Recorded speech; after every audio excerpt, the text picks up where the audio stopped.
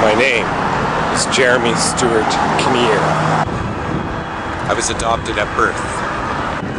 Born Jewish, raised Anglican. I was born in Toronto. My little brother Malcolm was born in London, Ontario. Contrary to popular belief, I'm not a troll and I don't live under a bridge. I hate traffic. Oddly enough, people laugh when one is walking down the street filming himself. When I was 8 years old, I was diagnosed as being overly hyper. Subsequently, I was picked up by Ritalin and went in the hospital for 30 days. When I was 9 years old, my parents separated. I like tall ships.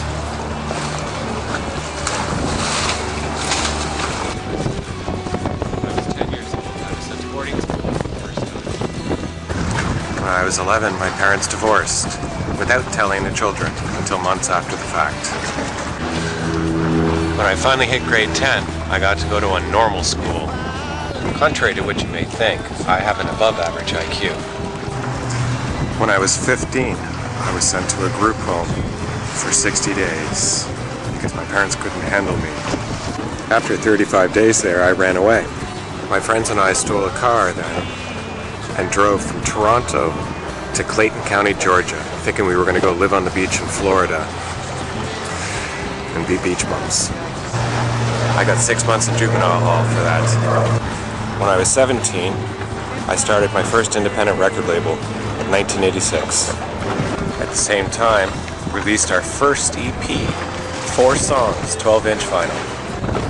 From 17 to 19, I booked and promoted bands in Toronto while trying to finish school.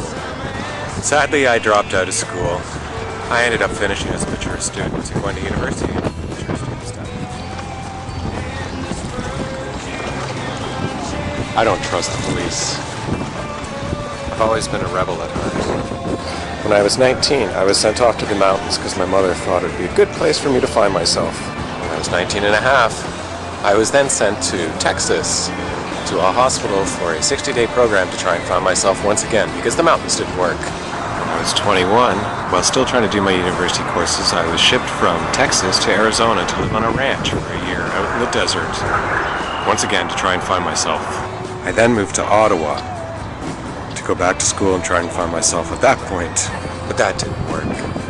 I went to Alcoholics Anonymous and Narcotics Anonymous for 4 years, but that wasn't the problem. When I was 23, I moved back to Toronto to start my career in what I thought was going to be a flourishing, promising something, also known as the film industry. I started work as a production assistant, a gopher, an office PA, a location assistant, and security assistant. I then joined the Directors Guild, thinking that was going to be the answer to it all. 6 years in the union, I had enough. I worked on many shows. I then became the big dreamer that I am today, and tried and tried and tried to get my deals done, producing my own movies and short films, music videos, trying to develop TV series.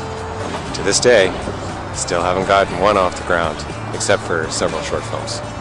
In 1994, I fell in love, true love, for the first time to a German girl I met traveling. Sandra Wenzel was her name.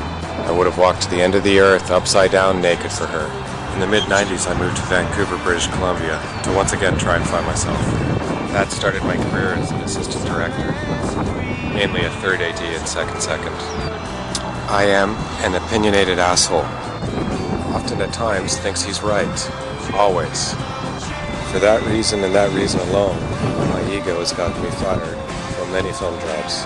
By the time I was 26, I realized that I really didn't want to be working on a set, slaving away for others. So I broke out on my own.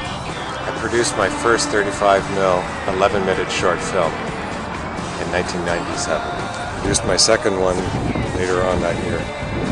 The team that I put together on that first and second short film have now moved on to direct and produce their own feature films. 4 of them now, to be exact. Around this time, my parents remarried each other after 11 years of failed relationships. They told us 1 year after they remarried each other that they were remarried. At the beginning of 1997, I put myself into the University of British Columbia Psychiatric Hospital for a 30-day assessment. I thought I was having a nervous breakdown. They released me after 15 days, saying I was just stressed out. At the time, I was attempting to build a rather large film studio. I had raised the money, put everything together, and it was almost a go deal until the last minute.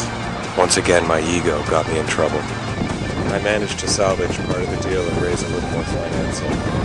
But the gentleman who was putting up the money, him and I were out celebrating the night that the deal was done. He had one too many drinks, ran a red light, a taxi cab T-boned us, and almost killed me. The car flipped 7 times. He never talked to me again after that, even though I didn't tell the police that he was drinking and driving. 3 months later, I was forced to file for bankruptcy. 5 months later, my daughter was born. Happiest day of my life, actually. At the beginning of 1999, I was pretty much ready to quit, give up my dreams of trying to make my own movies. My partner at the time, the mother of my daughter, left me. I don't blame her. We were broke. Shortly thereafter, I left the union. Couldn't afford the dues.